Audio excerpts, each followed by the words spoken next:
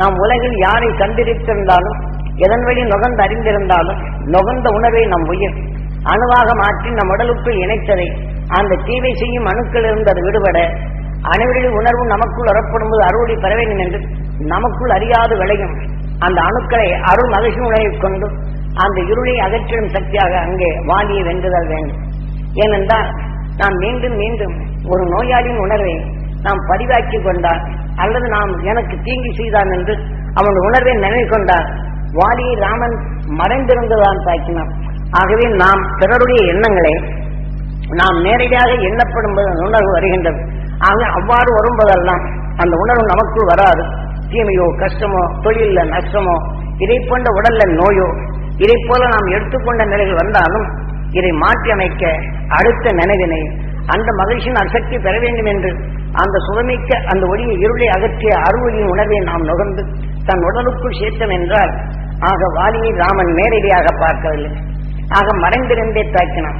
ஆகவே இந்த வலியை நமக்குள் எடுத்து அருளின் உணர்வை நமக்குள் சேர்த்து நஞ்சென்ற உணர்வை அந்த வாலியின் தன்மையை நாம் இழக்க செய்ய வேண்டும் என்பதனைத்தான் எண்ணங்கள் நாம் எடுக்கும் சுவையின் உணர்வு உயிரிழப்பட்ட பின் உணவின் ஒளியாக எண்ணங்கள் வந்து நமக்குள் உடவதும் இந்த உணர்ச்சிகள் நம்ம உடலை இயக்குவதும் என்ற நிலைகள் கொண்டு எதன் உணர்வை எதனுடன் கலக்கப்படும் போது இது மாற்றுகின்றது.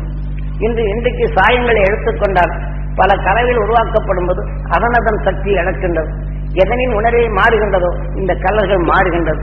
இதே போல உணர்ச்சிகளை தூண்டும் நாம் சுகமிக்க பொருள்களை உருவாக்க வேண்டும் என்றால் பலவும் பல உணர்ச்சிகளை தூண்டுகின்றது. அந்த உணர்வை சமப்படுத்தி சுகமிக்கதாக உருமாற்றுகின்றோம். இதை போலதான் நமக்குள் பலருடைய எண்ணங்களும் குவிந்திருப்பினும் அந்த எண்ணத்தை உருவாக்கும் அணுக்கள் நமக்குள் உருவாக்கணும். அருளி சுடர் கொண்ட அருண் ஞானத்தின் நிலையை நமக்குள் எடுத்து அனைவரும் பெற வேண்டும் என்ற உணர்வினை இதை கலந்து விட்டால் நமக்குள் தீமை செய்யும் உணர்வின் அணுக்கள் அது பலவீனம் அடைகின்றது. அது வாலி என்ற நிலையில் வீழ்த்துகின்றது.